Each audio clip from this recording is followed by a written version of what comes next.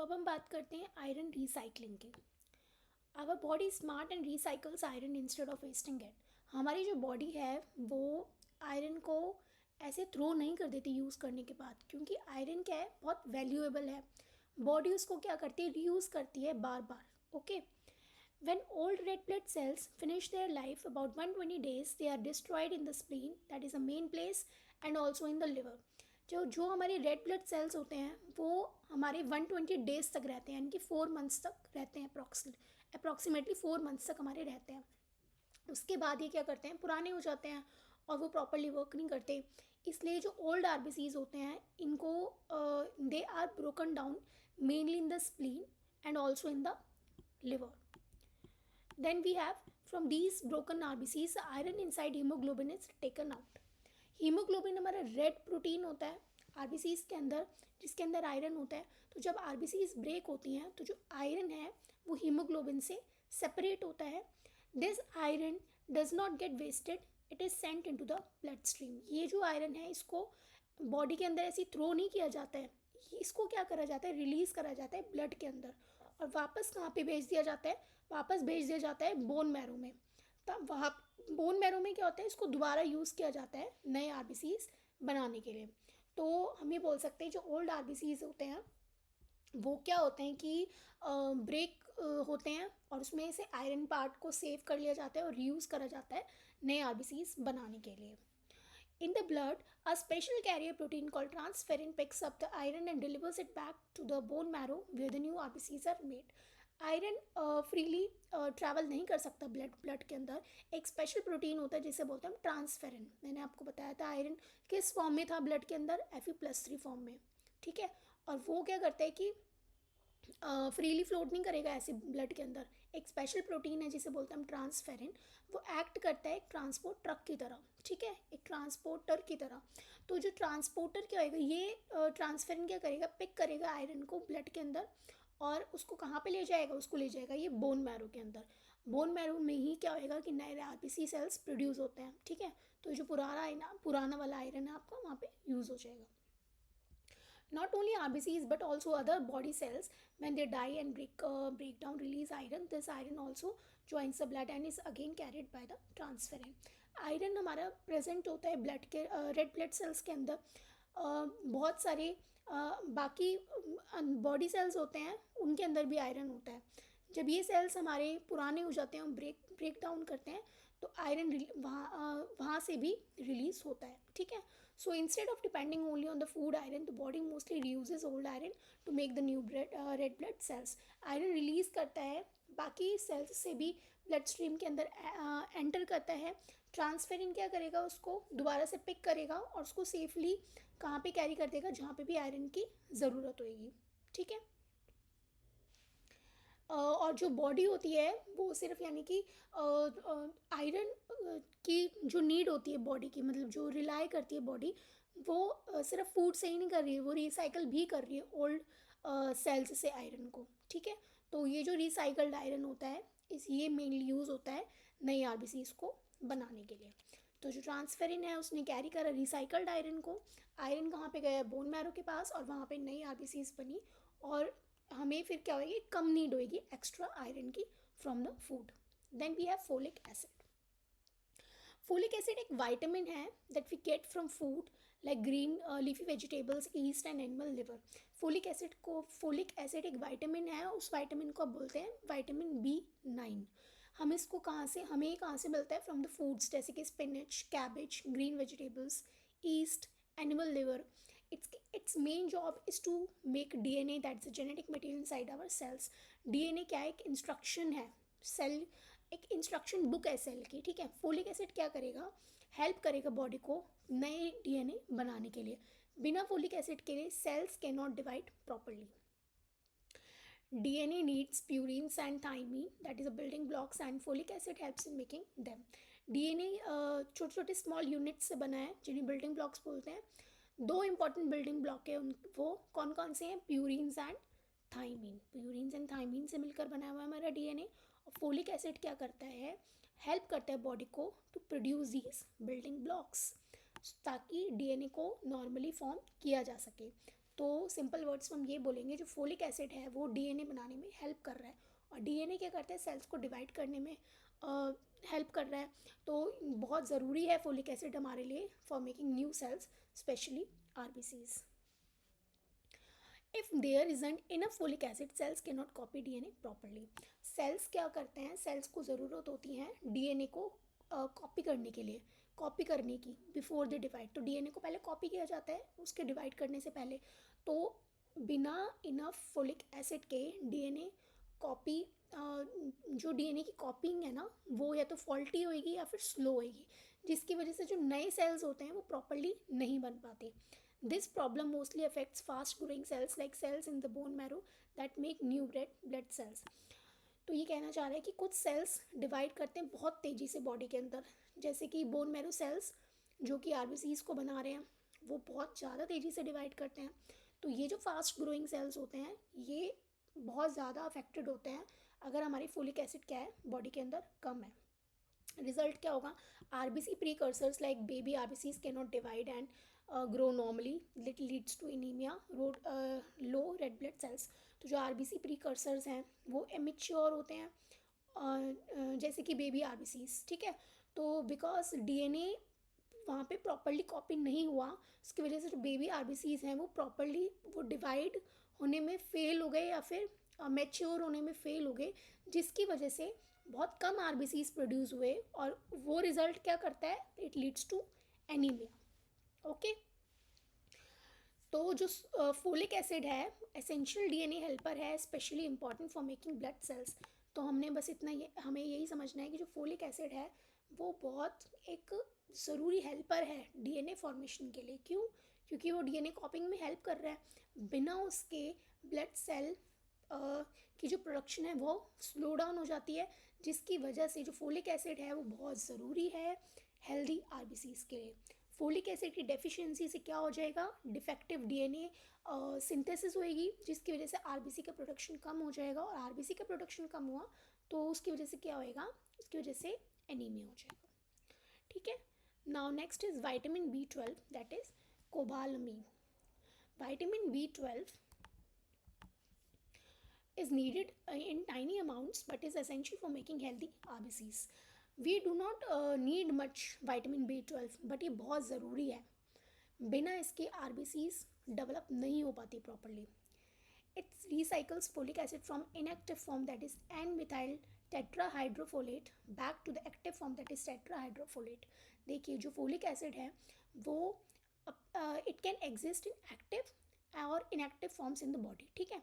तो vitamin B12 क्या करेगा, हेल्पर की तरह काम करेगा, जो कि टर्न करेगा इनएक्टिव फॉर्म यानी कि एन मिथाइल टेट्राहाइड्रोफोलेट को किस फॉर्म में कन्वर्ट करने में, active form, that is tetrahydrofolate.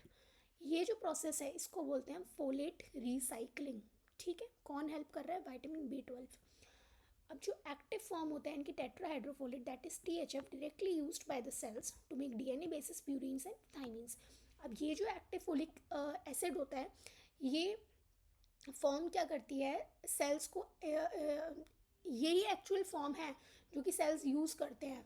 किस चीज़ के लिए ज़रूरत होती है उनको, डीएनए के बिल्डिंग ब्लॉक्स को बनाने के लिए, जैसे कि purines and थाइमिटीन।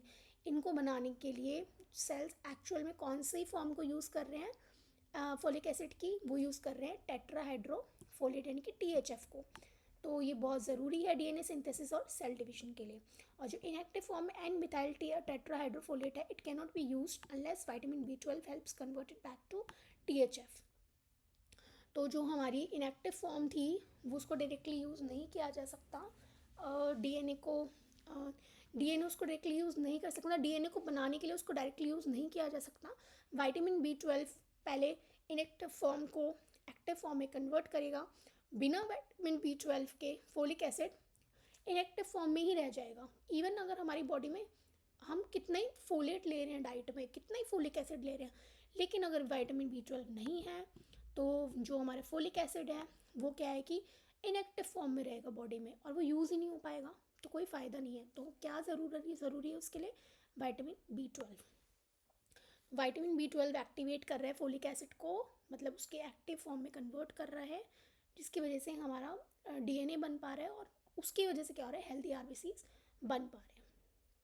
So without vitamin B12, folic acid gets trapped in its inactive form. DNA cannot be made. Red blood cells cannot divide properly. ठीक है, तो हम नेक्स्ट बात करते हैं सोर्सेज. विटामिन B12 के सोर्सेज क्या हैं? Is only in animal foods, meat, eggs, milk. ठीक है, इसके जो सोर्सेज हैं सिर्फ एनिमल बेस्ड फूड से ही मिलेंगे, जैसे कि मीट में एग्स, मिल्क, फिश यहीं से ही मिलते हैं. प्लांट्स विटामिन B12 को प्रोवाइड नहीं करते, तो वेजिटेरियंस को सप्लीमेंट्स लेने पड़ते हैं कभी कभी. Absorption needs a stomach made protein called intrinsic factor. जो विटामिन B12 है, it cannot be absorb directly from food. Stomach को एक स्पेशल प्रोटीन की ज़रूरत होती है जिसे बोलते हैं intrinsic factor. Vitamin B12 intrinsic factor के साथ बाइंड करता है, तभी उसके बाद ही वो ब्लड के अंदर एंटर करता है. Deficiency, if intrinsic factor is missing, vitamin B12 cannot be absorbed. This causes pernicious anemia. देखिए, अगर हमारा स्टमक इंट्रिंसिक फैक्टर को नहीं बनाता है तो विटामिन B12 ब्लड के अंदर नहीं जाएगा, जिसकी वजह से क्या होगा, एक स्पेशल टाइप ऑफ एनीमिया हो सकता है जिसे बोलते हैं पर्निशियस एनीमिया. इवन अगर आप इनफ B12 ले रहे हो, लेकिन अगर हमारा स्टमक इंट्रिंसिक फैक्टर नहीं बना रहा है तो कोई फ़ायदा नहीं है, वो वर्क ही नहीं करेगा B12, क्योंकि वो ब्लड में गया ही नहीं. ठीक है, इफेक्ट क्या है, body makes large immature RBC that is megaloblast instead of normal ones. तो इसकी वजह से क्या होएगा, डीएनए प्रॉपरली नहीं बनेगा, जिसकी वजह से आरबीसीज प्रॉपरली नॉर्मली डिवाइड नहीं करेंगी, तो जो बोन मैरो है वो बड़ा हो जाएगा. ठीक है, बोन मैरो क्या करेगा, बड़े बड़े इमेच्योर रेड ब्लड सेल्स बनाएगा जिन्हें बोलते हैं मेगैलोब्लास्ट्स. और ये जो सेल्स हैं ये ऑक्सीजन को एफिशिएंटली कैरी नहीं कर सकते, जिसकी वजह से हमें एनीमिया के सिम्टम्स देखने को मिलेंगे. तो बिना B12 के फोलिक एसिड अब ट्रैप हो जाएगा इनएक्टिव फॉर्म में ही, तो डीएनए नहीं बन पाएगा, उसकी वजह से आरबीसीज एबनॉर्मली ग्रो करेंगी और हमें क्या होएगा, मेगैलोब्लास्टिक एनीमिया हो सकता है. Next we have vitamin B6 that is pyridoxine. अब देखिए, जो विटामिन B6 है is important when red blood cells are being made in the bone marrow. तो जो बोन मैरो है वो वहीं पे ही हमारे क्या नए आरबीसीज बनते हैं. विटामिन B6 क्या होता है, बहुत ज़रूरी होता है इस प्रोसेस के दौरान to make the healthy RBCs. It is needed to make haemoglobin, the protein inside RBCs that carries oxygen. Haemoglobin क्या एक ऑक्सीजन कैरिंग प्रोटीन है हमारे आरबीसीज के अंदर. विटामिन B6 क्या करता है, हेल्प करता है बॉडी को टू प्रोड्यूस हीमोग्लोबिन, सो जो आरबीसीज हैं वो ऑक्सीजन को एफिशिएंटली कैरी कर सके. अब ये कैसे काम करता है, the first step of haem production, haem मतलब आयरन कंटेनिंग पार्ट हीमोग्लोबिन का, happens inside the mitochondria of developing RBCs. जो हीम होता है वो आयरन पार्ट होता है हीमोग्लोबिन का, वो एक्चुअली बाइंड करता है ऑक्सीजन के साथ. इसका जो प्रोडक्शन होता है वो स्टार्ट होता है हमारे माइटोकॉन्ड्रिया के अंदर, जो कि पावर हाउस ऑफ सेल होता है. ठीक है, in the developing RBC. So developing RBCs की माइटोकॉन्ड्रिया के अंदर हमारा हीम का जो हीम पार्ट होता है उसका प्रोडक्शन स्टार्ट होता है. इस स्टेप में क्या होता है, दो बिल्डिंग ब्लॉक्स होते हैं, सक्सिनिल कोए यानी कि कोएंजाइम ए एंड ग्लाइसिन, ये ज्वाइन करते हैं आपस में. तो हीम जो होता है वो बना हुआ होता है हमारे सक्सिनिल कोएंजाइम ए से, जो कि एनर्जी मेटाबॉलिज्म से हमें मिलता है, और ग्लाइसिन से जो कि एक अमाइनो एसिड है. ठीक है, तो ये फर्स्ट केमिकल रिएक्शन है हीम को बनाने के लिए. क्या क्या, succinyl coenzyme A plus glycine. This reaction can only happen if vitamin B6 is present in the active form, that is pyridoxal phosphate. तो देखिए, बिना विटामिन B6 के ये रिएक्शन होएगा ही नहीं, तो हीमोग्लोबिन का प्रोडक्शन क्या होएगा, फॉल्टी होएगा. क्यों, क्या होगा कि जो हमारा विटामिन B6 है वो एक्टिव फॉर्म में होना बहुत ज़रूरी है. ठीक है, एक्टिव फॉर्म में होना बहुत ज़्यादा ज़रूरी है. उसका एक्टिव फॉर्म कौन सा है, वो है पायरिडॉक्सल फॉस्फेट PLP. बिना एक्टिव B6 के ये रिएक्शन होएगा ही नहीं. ठीक है, तो हीम बनेगा ही नहीं, और बिना हीम के हमारा हीमोग्लोबिन का जो प्रोडक्शन है वो फॉल्टी हुआ है. यानी कि तो किस वजह से हुआ, क्योंकि हमारे पास एक्टिव B6 नहीं था, तो आरबीसीज वहाँ पे दिखेंगे तो नॉर्मल, लेकिन वो इनफ ऑक्सीजन को कैरी वहाँ पे नहीं करेंगे. ठीक है, तो अगर विटामिन B6 मिसिंग है तो haemoglobin can not be made properly, RBCs may still form but they do not carry enough oxygen. This leads to normocytic anemia. ठीक है, red blood cells are normal in size but fewer in number. यानी कि ये कहना चाह रहा है कि बिना B6 के हीमोग्लोबिन का प्रोडक्शन फॉल्टी होगा, RBCs नॉर्मल दिखेंगे बट वो इनफ सफिशिएंटली ऑक्सीजन को कैरी नहीं करेंगे, एफिशिएंटली ऑक्सीजन को कैरी नहीं करेंगे, क्योंकि जो हमारी हीमोग्लोबिन लो है तो बॉडी के पास लेस इफेक्टिव RBCs हैं। ठीक है, RBCs तो हैं पर हीमोग्लोबिन कम है, RBCs दिखेंगे तो नॉर्मल साइज में, नॉर्मोसिटिक, लेकिन they are fewer of them, मतलब कि एनीमिया, दिखने में वो नॉर्मल है इसलिए नॉर्मोसिटिक, लेकिन एक्चुअल में वो कम है इन नंबर, तो एनीमिया। तो इसका जो नॉर्मोसिटिक एनीमिया नाम है वो इसलिए है। ओके, अभी कह रहे हैं कि तो एक रिवीजन ये है कि विटामिन B6 हीम को बनाने में हेल्प करता है। ठीक है, हीम और आयरन मिलके क्या बनाते हैं, हीमोग्लोबिन, और हीमोग्लोबिन ही है जो आरबीसीज के अंदर होता है, तो ऑक्सीजन को वो कैरी करता है। अगर B6 की डेफिशिएंसी हुई तो कम हीमोग्लोबिन होगा, कम हीमोग्लोबिन होगा तो कम आरबीसीज होंगी, तो दिखने में तो आरबीसीज नॉर्मल होगी यानी कि नॉर्मोसिटिक, लेकिन एक्चुअल में नंबर उनका कम होगा इसलिए वो एनीमिया। तो इसकी वजह से हमें विटामिन B6 की डेफिशिएंसी से हमारा कौन सा एनीमिया हो रहा है, हमें हो रहा है नॉर्मोसिटिक एनीमिया। ओके, तो आयरन इज रिसाइकल्ड फ्रॉम, ये एक समरी है, iron is recycled from old cells and carried by the transferrin. Folic acid is needed for DNA, without it blood cells can not divide. Vitamin B12 helps folic acid recycling. Without intrinsic factor, it leads to pernicious anemia. And vitamin B6 is needed for making hemoglobin. That is, और उसकी deficiency से हमें क्या होएगा, RBC का function reduce हो जाएगा। ठीक है, और कौन सा एनीमिया होगा, नॉर्मोसिटिक एनीमिया। अब देखिए, एक red blood cell lives for about 120 days in the body. Old RBCs can either break open in the blood or are eaten by macrophages, जो कि स्पेशल क्लीनअप सेल्स हैं हमारे स्प्लीन के अंदर। तो ये कहना चाह रहे हैं जो RBCs हैं उनका लाइफ स्पैन है हमारा अराउंड 4 months यानी कि 120 days, उसके बाद वो हमारे ओल्ड हो जाते हैं और रिमूव कर दिए जाते हैं सर्कुलेशन के थ्रू।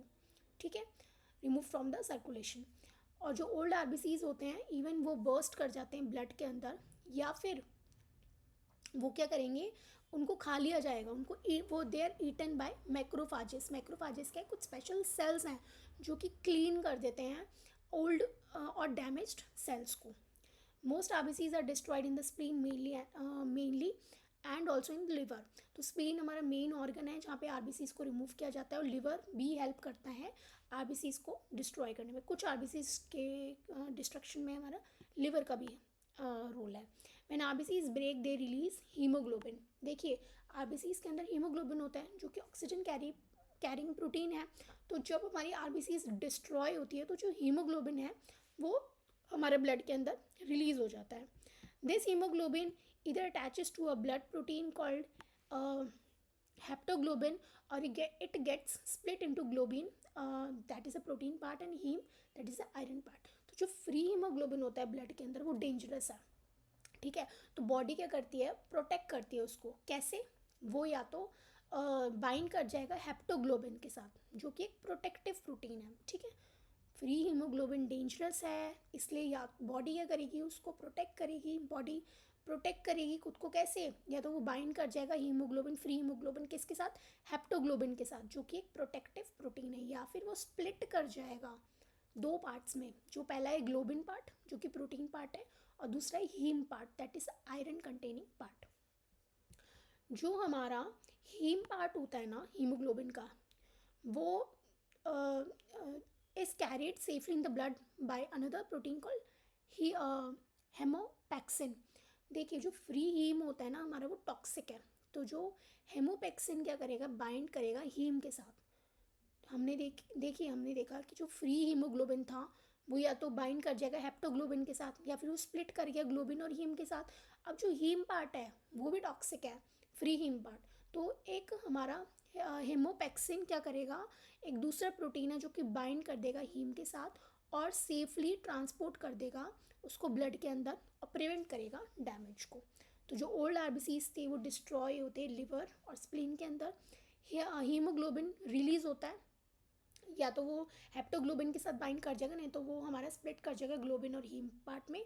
और जो हीम पार्ट है वो फर्दर हमारा किसके साथ बाइंड करेगा, हेमोपैक्सिन के साथ, और वो ब्लड के अंदर हमारा कैरी होएगा। ठीक है, अब देखिए the liver's macrophages remove haptoglobin, haemoglobin and haemopexin haem complexes from the blood. अब देखिए अगर वो हमारा क्या बना था, अगर हमारा जो फ्री हीमोग्लोबिन था वो हेप्टोग्लोबिन के साथ क्या हुआ था, अटैच हो गया था, तो वो क्या बना था, हेप्टोग्लोबिन हीमोग्लोबिन कॉम्प्लेक्स। और अगर वो कन्वर्ट हुआ था हमारा ग्लोबिन और हीम पार्ट में, और जो हीम पार्ट है वो फर्दर हीमोपैक्सिन के साथ ज्वाइन हो गया था, तो उसने क्या बनाया था, हीमोपैक्सिन हीम कॉम्प्लेक्स। तो क्या करेगा, जो हमारा लिवर होता है ना, उसके अंदर कुछ स्पेशल सेल्स होते हैं जिन्हें बोलते हैं हम मैक्रोफाजेस। ये क्या करेंगे, ये जो हीमोग्लोबिन है उसको they take out the haemoglobin और जो हीम पार्ट है safely from the blood. Haemoglobin क्या करेगा, कैरी करेगा बाय हेप्टोग्लोबिन, और जो हीम है वो कैरी करेगा कौन, हीमोपैक्सिन। बोथ दोनों के दोनों कहाँ पे जाएंगे, लिवर के अंदर जाएंगे। Inside the macrophages, the globin part is separated and the heme part is changed into the green pigment biliverdin, which is then quickly changed into the yellow-orange pigment bilirubin. अब देखिए मैक्रोफाजेस के अंदर क्या होगा, जो ग्लोबिन पार्ट है जो कि प्रोटीन पार्ट था हीमोग्लोबिन का, वो सेपरेट हो जाएगा, और जो हीम पार्ट है हमारा वो कन्वर्ट हो जाएगा बिलिवर्डिन में, यानी कि ग्रीन पिगमेंट में। वो फिर वो ग्रीन पिगमेंट यानी कि बिलिवर्डिन क्विकली किस में टर्न कन्वर्ट हो जाएगा, bilirubin, that is a yellow orange pigment.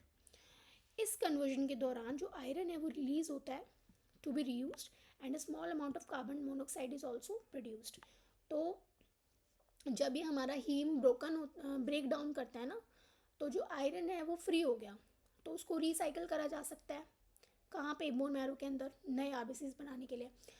और जो कुछ small amount of carbon monoxide भी रिलीज होता है जो कि हार्मलेस होती है, इतनी स्मॉल अमाउंट हमारी हार्मलेस होती है। The globin protein part is broken down into amino acids, building blocks of proteins by enzymes, and these amino acids can be reduced by the body, can be reused by the body. तो जो हमारा globin है वो it is digested into amino acids, किसके थ्रू, by enzymes. और ये जो अमाइनो एसिड्स होते हैं they can be reused by the body to make the new proteins.